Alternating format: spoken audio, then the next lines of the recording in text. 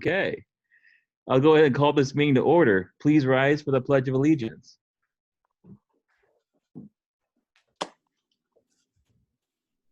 I pledge allegiance to the flag of of the United States of America, and to the republic which is one nation, under God, indivisible, liberty for all. Justice for all.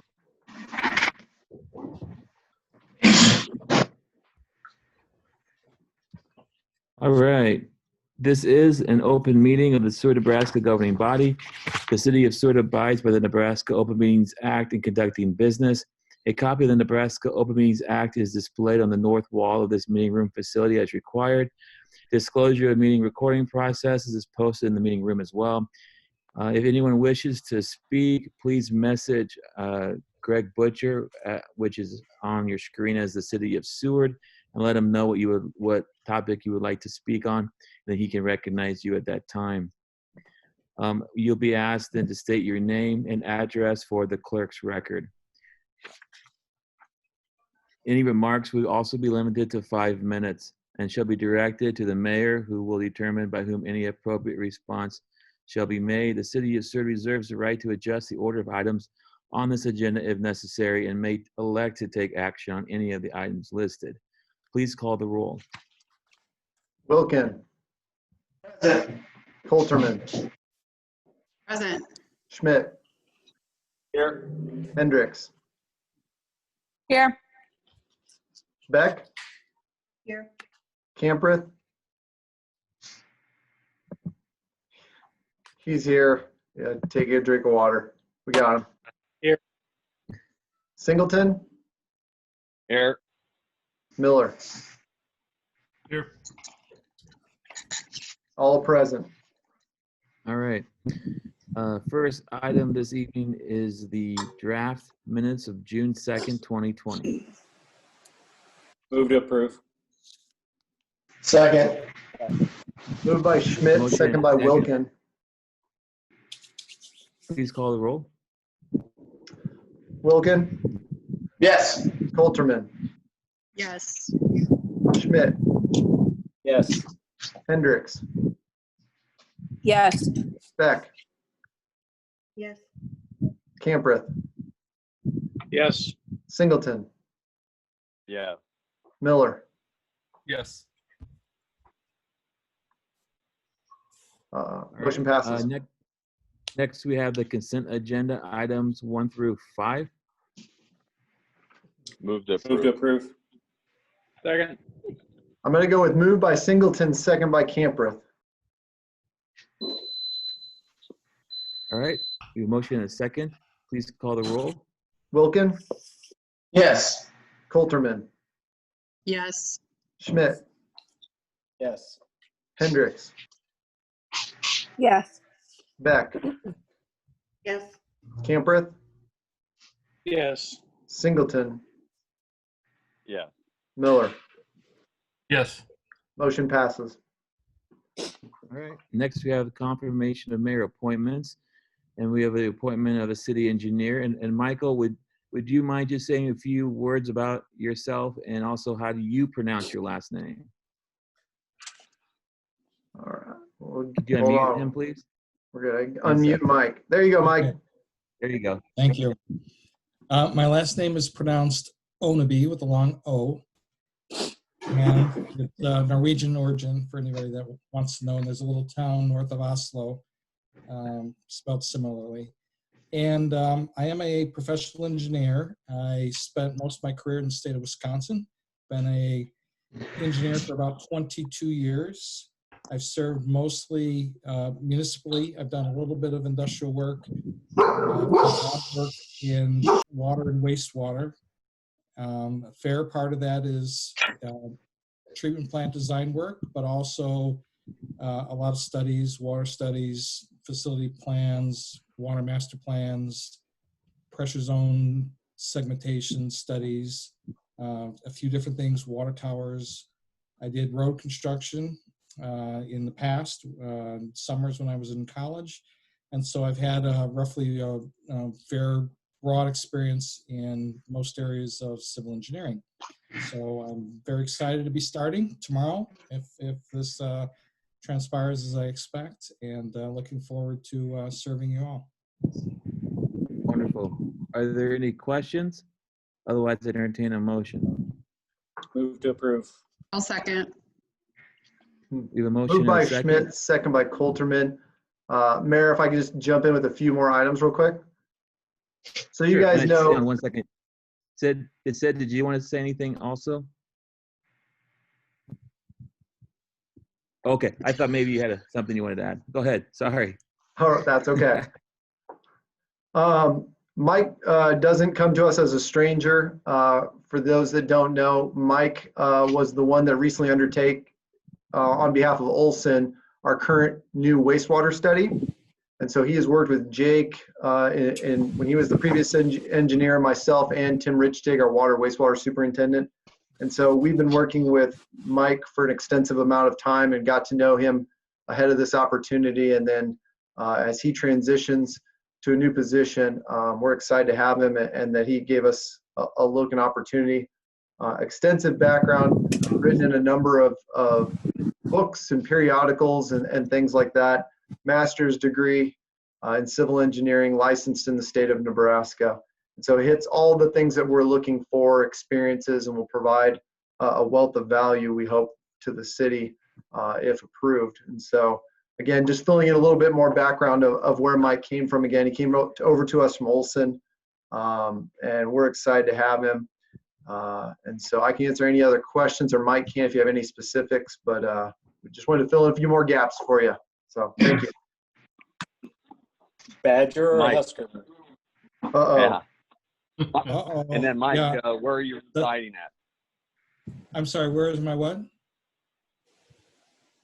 Where are you living at now? Are you going to be a Seward resident, Lincoln resident? What are we going to do? No, Lincoln currently.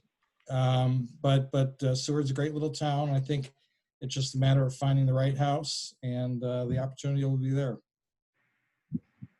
Good. But that's for the future, no doubt about it. So. Will you And the other intentionally- question is the wrong shade of red. I am a Wisconsin Badger. I don't highly publicize it, and I wear Nebraska Husker gear when I'm in the state of Nebraska. That makes a lot of conversations go a lot easier. I bet. Wonderful. So we had a motion and a second, Greg, is that correct? That's correct. All right, please call the roll. Bonnie, did you catch those on the motion second? Yes. Okay. Wilkin, Yes. Coulterman, Yes. Schmidt, Yes. Hendricks, Yes. Beck, Yes. Camper, Yes. Singleton, Yeah. Miller. Yes. Motion passes. Welcome. Congratulations, welcome aboard. Thank you so much. All right. Next we have next a public hearing. This is a preliminary plat of Seward Rail Campus PUD First Edition. Greg, do you want to kick this off, or I will, and I don't know, we have a number of other ones, so if Jake is on, shoot me on the chat, Jake. If you're not, I will carry this one. This is just a preliminary plat for essentially what is the rest of the rail campus. This would be the Heath and Agater properties that the city purchased. Now that we have kind of finalized what we're going to do in there, the road placement with NDOT, it's appropriate now to go ahead and start the platting of that, giving some definition to some of these additional lots, but also accounting for the potential rail loops still. And in the design and drawings that you have there in your packet, we included it. And as you'll see, as it heads from east to west, there is a little bit of a curvature to the north.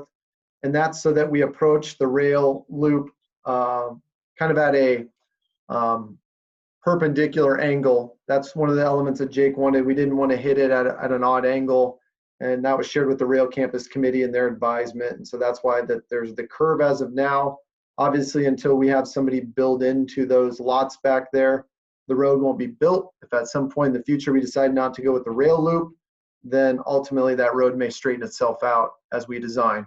But initially, for the context that Jake was putting together, we want to go ahead and plat this out. A lot of the lots will take place around Heath, substation lot, the drainage lots, and then obviously the big ones that are going to be available are the southern Eggeter lot, the lot adjacent to the E-Free Church, and then the ones south of what is known as Worthman Boulevard on the preliminary plat. And we can talk about that as well. I included some background information in your packet about Worthman, and where that came from is the Rail Campus Committee went and tried to come up with a design and idea to name this boulevard, and we came across a bunch of different ideas. You know, is it about the rail? Is it about progress? Is it about technology? Is it about industry? And we talked about, is it about the history of Seward? And so ultimately what happened is Jake and myself found historic maps of Seward County that finally identified that tributary to the south that is not currently named on any bridge or maps that we have currently that are up to date. And we determined it was Worthman's Creek, I believe, and Worthman's was written as possessive. So we weren't sure if it was possessive or not, but we did determine that.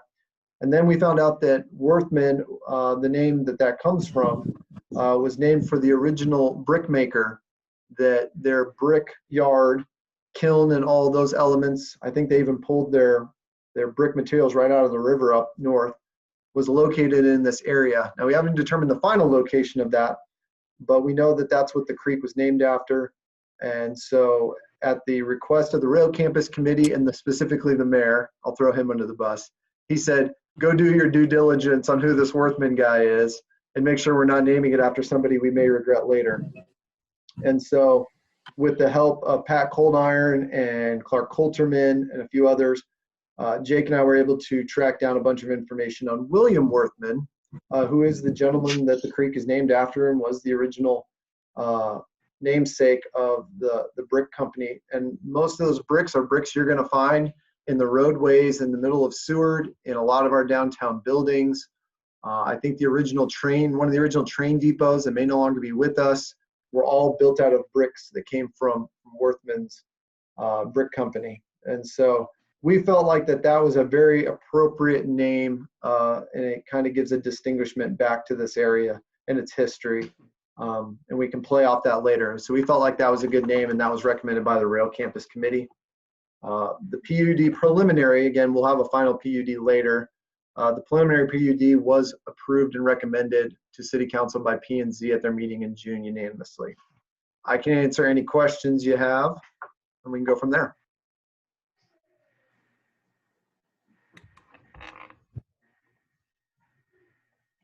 Greg, this is a public hearing, so while the council members think about any questions they may have, I'll go ahead and open up the public comment portion of the public hearing. So if anyone wishes to speak on this item from the public, please message Greg soon so that we know. And while we wait, do any of the council members have any other comments or questions they'd like to add? No, I just like the history. Thanks for digging into that, Greg. I would have never thought of going that far back and deep, but well done. Yeah, the biggest challenge for us was that S on the end of it. We couldn't figure out if it was Worthman's or Worthman, and they didn't write it with the possessive S. They just wrote S, and so we were a little confused, and we didn't know if we had the right guy, but we tracked it down and figured it out. Greg, do we have any other comments from the public? I have nobody in the chat that has made any comments. Okay. And I'll go ahead and close the public comment portion of this public hearing and return to the council for any additional comments or questions. Otherwise, I believe we just need a motion on this one, Greg. Is that correct? That's correct. Move to approve. I'll second. Moved by Camprith, second by Coulterman. All right, we have a motion and a second. Please call the roll. Wilkin, Yes. Coulterman, Yes. Schmidt, Yes. Hendricks, Yes. Beck, Yes. Camprith, Yes. Singleton, Yes. Miller. Yes. Motion passes. All right. Our second public hearing this evening is an ordinance approving text amendment to the City of Seward Unified Land Development Ordinance, Article 3, Use Types, 410-3.7, Y1, restaurant, drive-in, or fast food. Greg? Yep, this is an ordinance that was brought to us at the request of planning and zoning. And with our recent issue with fly dogs and also the Dairy Queen, and I think this relates back to maybe some comments we had from Councilman Camprith in regards to Dairy Queen.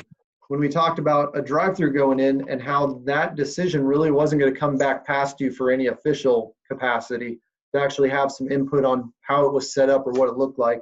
The recommendation of P&Z was that we draft an ordinance that basically said anything with a drive-through is going to have a special use permit to give them an ability to just kind of assess those traffic flow issues, ingress and egress and lane widths and how stacking will work and everything else, and really give an eye to it. We had a number of special use permits for certain areas, but not for some of the ones that were more complex. And so we redrafted it. I checked in with Jonathan because we noted that the business park, which is our zoning right on the front of the rail campus where we talk about having these styles of restaurants potentially coming in, we didn't have it allowed at all. And so we made it by special use permit across basically our entire commercial threshold all the way through industrial. And that will give the opportunity to P&Z and then the ultimate authority to this body to look at fast food restaurants, which almost always have drive-throughs, and make some assessments in regards to how those operate and how they work to make sure that we're having that stopgap to allow for public comment and allow for input by the public and really take a look at those things, because as we know, they can have a major impact on our communities and maybe some areas that are a little bit more high density moving into residential especially. So again, right at the request of P&Z, P&Z heard this at their June meeting and recommended approval unanimously. I can answer any questions you have.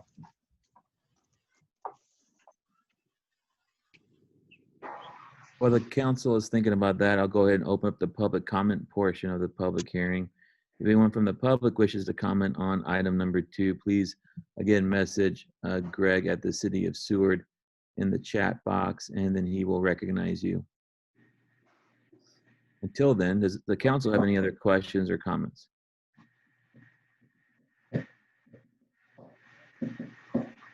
Seeing none. Greg, do we have anything in the chat? We have nothing in the chat. Okay. Now go ahead and close. What's that? I was introducing the ordinance. Oh, okay. Yeah, let me close the public hearing, or sorry, the public comment portion of the public hearing. We have Councilmember Schmidt is introducing the ordinance. Let me find the ordinance real quick here. An ordinance to amend the municipal code of the City of Seward, Chapter 410, Zoning and Subdivision, Article 3, Use Types to better define restaurant drive-throughs use, and Article 4, Use Matrix to allow for restaurant drive-through use and fast food use under a conditional use permit, to repeal all ordinances or parts of ordinances in conflict, to provide for an effective date, and to provide for publication of this ordinance in pamphlet form. The ordinance has been read by title and is designated as ordinance number 2020-13. And the title is hereby approved. I need a motion to dispense with the statutory rule. So moved. Second. Moved by Coulterman, second by Wilkin. We have a motion and a second. Please call the roll. Wilkin, Yes. Coulterman, Yes. Schmidt, Yes. Hendricks, Yes. Beck, Yes. Camprith, Yes. Singleton, Yes.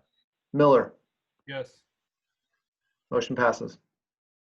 All right. Again, this is ordinance number 2020-13. Would anyone like to move that this ordinance be passed and adopted as read? So moved. Second. Moved by Camprith, second by Miller. Schmidt. Oh, Schmidt. Okay. We have a motion and a second. Is there any further discussion? Seeing none, the question is, shall ordinance number 2020-13 be finally passed and adopted? Please call the roll. Wilkin, Yes. Coulterman, Yes. Schmidt, Yes. Hendricks, Yes. Beck, Yes. Camprith, Yes. Singleton.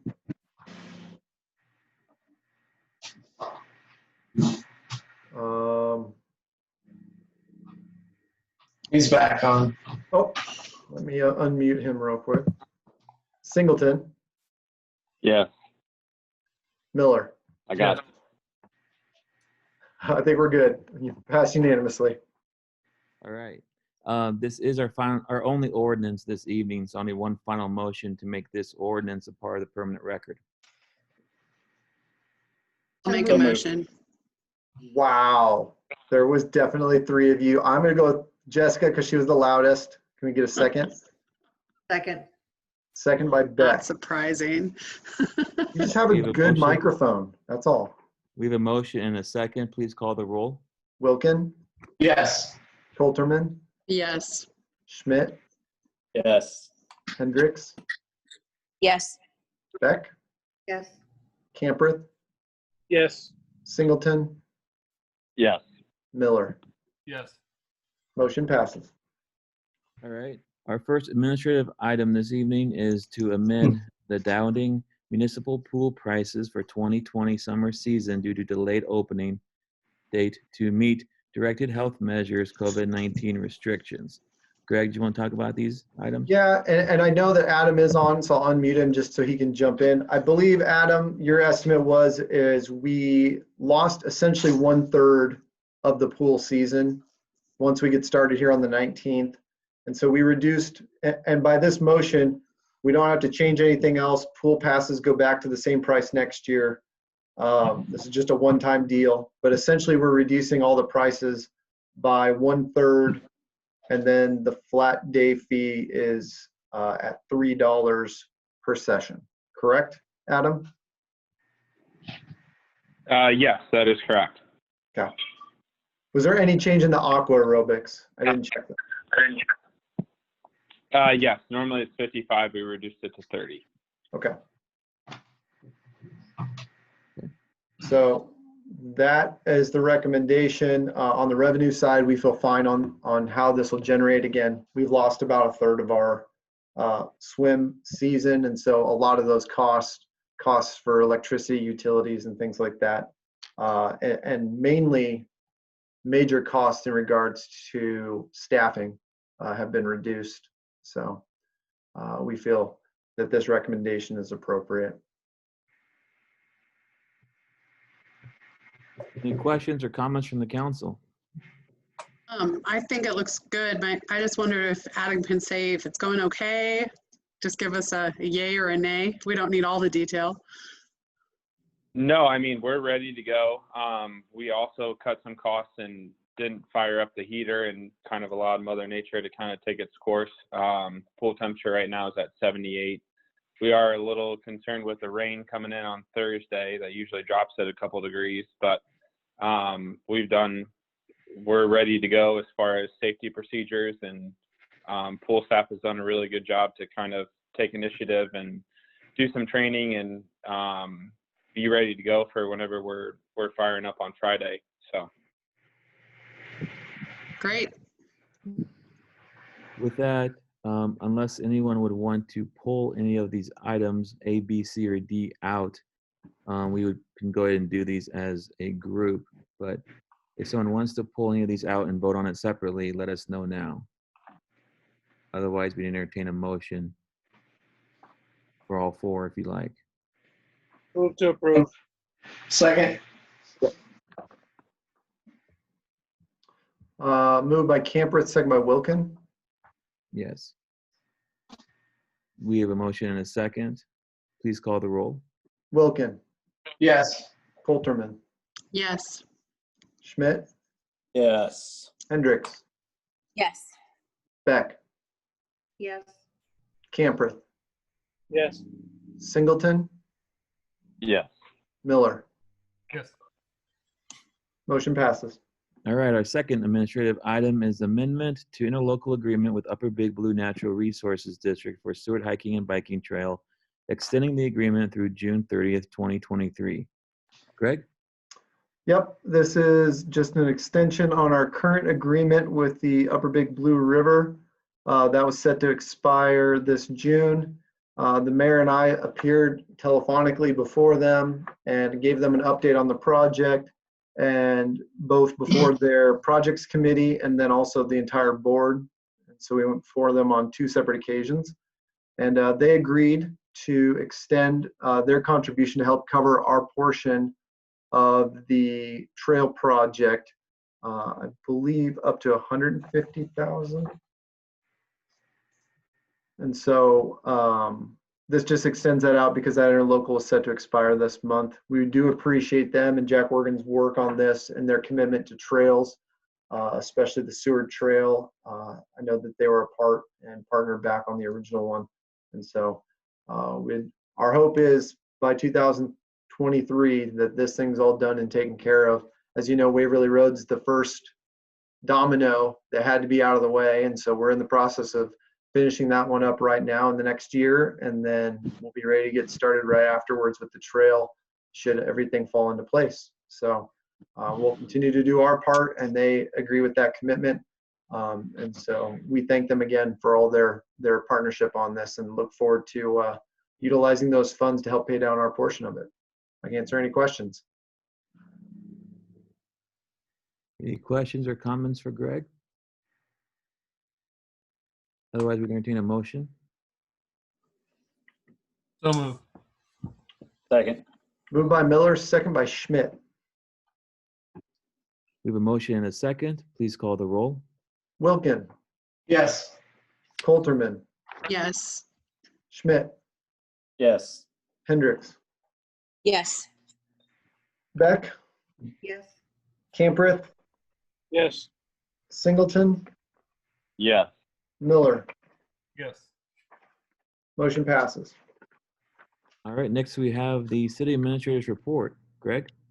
I can answer any questions you have. The big ones we've been dealing with is getting buildings and facilities open. We made some renovations here at the municipal building. We got a nice new kiosk window in the old public or Parks and Rec office, where our new administrative assistant, once we hire them, will be located. As many of you may know, one of the other big things we've been doing, myself and Bonnie, over the last 2 weeks is hiring a number of openings we've had. So we've been conducting a lot of interviews, and we have a lot more to come. But we did hire Mindy Meyer from the building inspection office for City Hall to help assist me and Bonnie as our administrative assistant over in City Hall. And so we have an open position here at the municipal building that will assist Mike and Tim, and that will be their assistant as Mindy transitions over. The mayor and I, along with the police force, conducted a number of interviews for openings for Officer 1 positions. We did extend an offer to one already, certified officer, so hopefully that will all work its way out. And we'll have a new certified officer on the way, and then we'll fill in the other one as well and fill up those 2 openings. We have openings still in maintenance worker 1 and a public properties position 1 or caretaker 1 position still open that we're going to start making calls on interviews for. As you know, Mike has joined us, and so thank you all for filling that position. That helps me extremely in getting the work of the city done, and so we're excited to have Mike aboard tomorrow morning, and we'll get started right away. Trying to think of any other ones. Becky Baker in the library did hire her kind of media position, full-time position.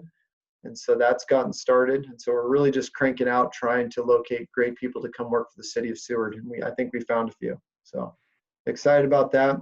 I will let you know about one other opening that was announced in the last few days. Chief Alan Baldwin notified administration of his retirement come August 4th. And so that just took place this week. And so We will follow up on that process and everything else with that one. So not a surprise. This wasn't a surprise one. Alan's been talking about it for a year or two now, and prepping some of his staff and getting things ready.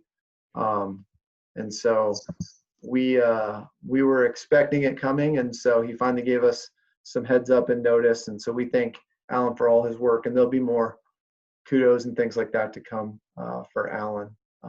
But wanted to let you guys know that just happened. Trying to think anything else. Waverly Road's going. East Seward is going. They're doing some concrete work up there this week already on the first phase. Working on some plans with some neighbors over there on the other portions of East Seward, and some work that the county would like to do, and helping assist the city on the county portions of East Seward. So we're in talks with that, and that seems to be going well. And so we'll continue to work on that. Trying to think of any other big projects that we have that are currently going. I think we're almost done with the turn lane project down on Highway 15 at the rail campus. So they'll be finishing last asphalt and striping that, and I think they'll be complete down there. So totally move their work on to Waverly Road and East Seward. That's all I got for now. I can ramble all day about the fun stuff we're doing. But I can answer any questions you have, and I can answer any COVID-related questions you have. And the other one I'll put on COVID, if you didn't notice, I think I emailed them all to you today, was that we already have another round of DHMs coming on Monday. And so guidelines have changed again. And as I stated there, our biggest one for that is we haven't even opened up facilities under the old DHMs because we've had to prep and get all the equipment and all the safety measures and PPE.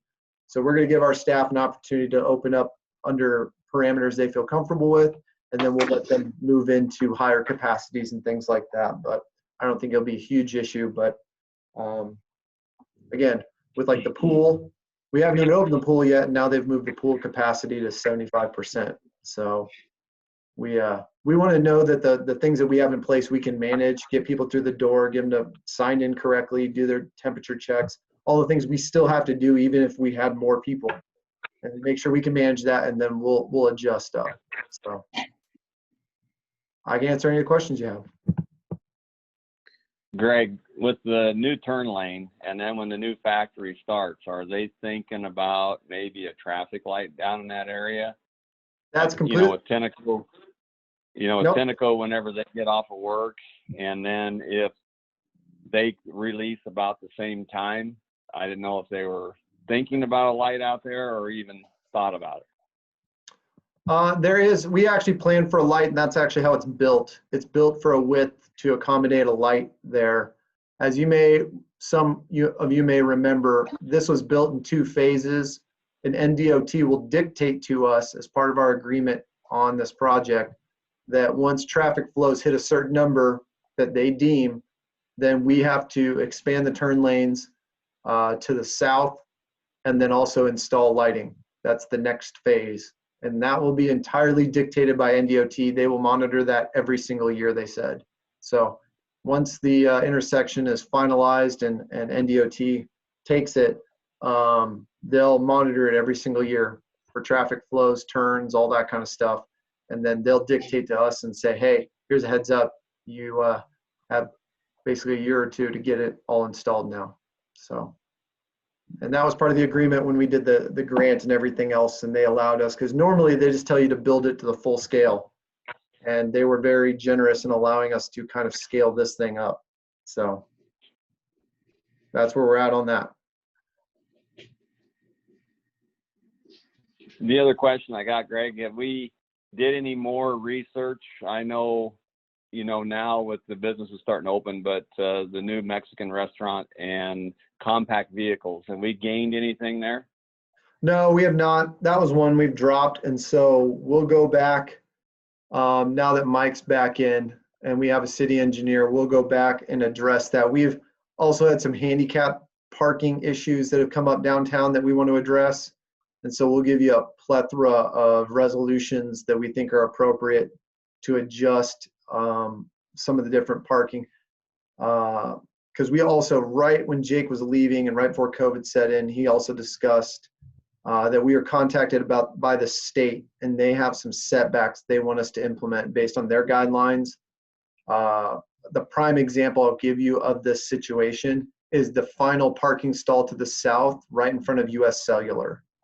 That stall is too close to the intersection by their guidelines now, and we'll have to readjust the striping of that at some point, and remove that stall or realign them so we can still maximize our number.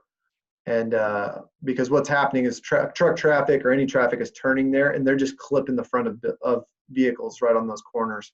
And so we're going to give you a plethora of items, and Mike can help me draft up some maps and things like that that are pretty simplistic. And we'll give you a plethora of stuff, including compact car parking there along Seward Street.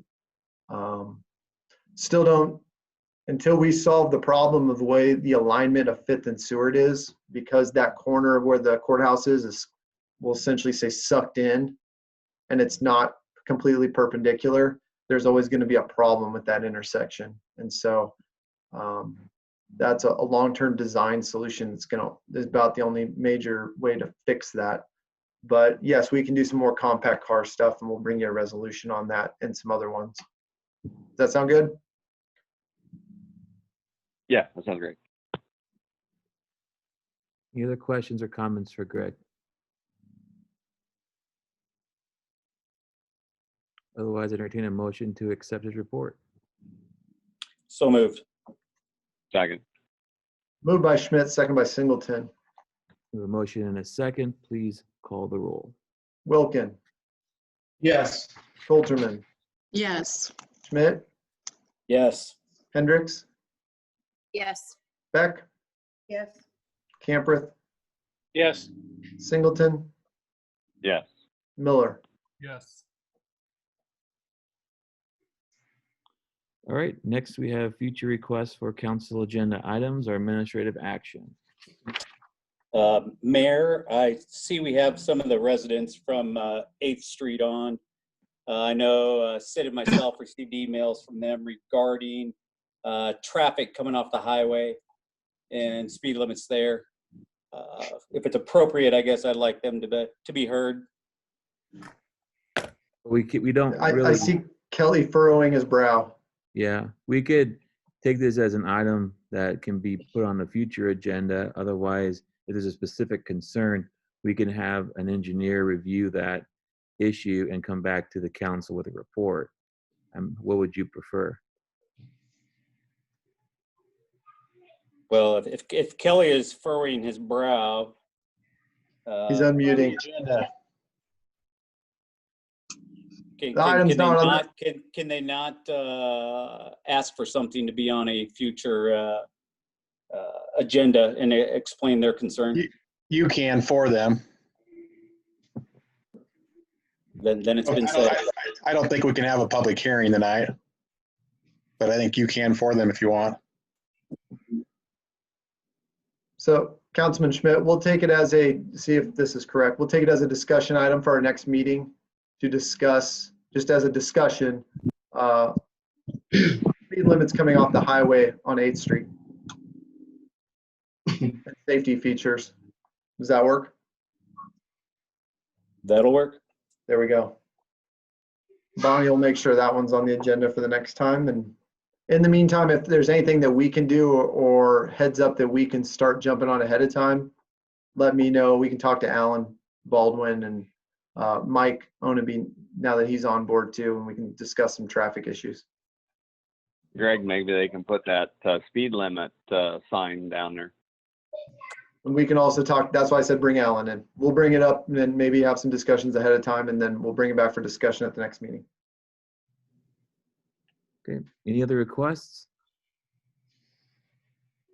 Seeing no other requests, Jonathan Jank, would you like to give us some upcoming events? Yes, thank you, Mayor. Good evening.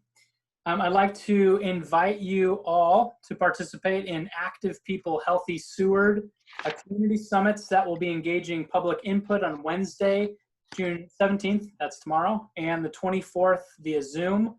The purpose for the Active People Healthy Seward Community Summits is to energize the leadership, key stakeholders, and community members around an inspiring vision and create a concrete action plan and a clear roadmap for Seward to be more active and achieve overall health.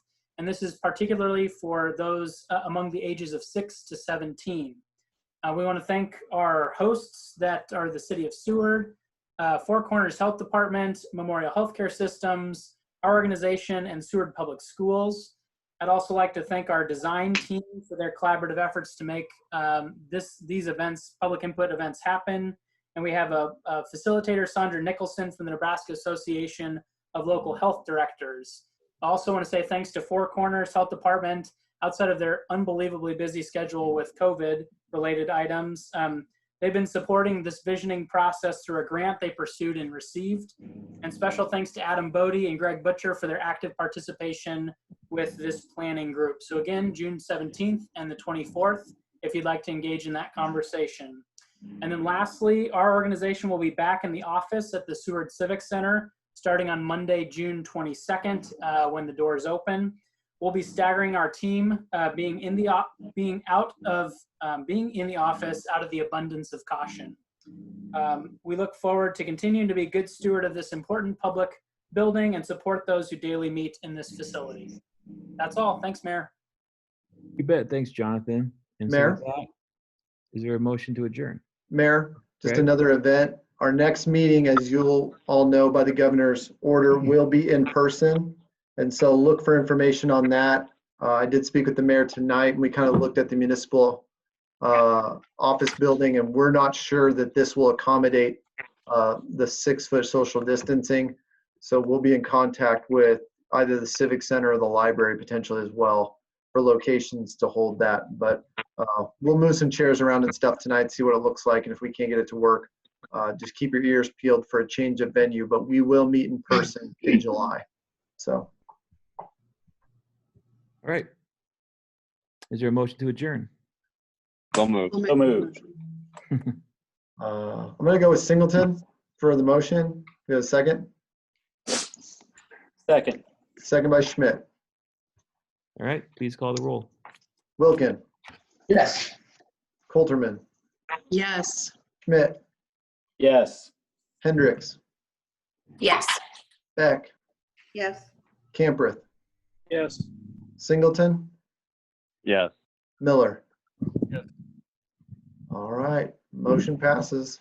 Hey, thanks, everyone. I appreciate your patience as we work through these virtual meetings. So it'll be nice to kind of get back in the same room again. So again, thank you and have a great evening. All right. Thank you. We'll see you tomorrow, Mike.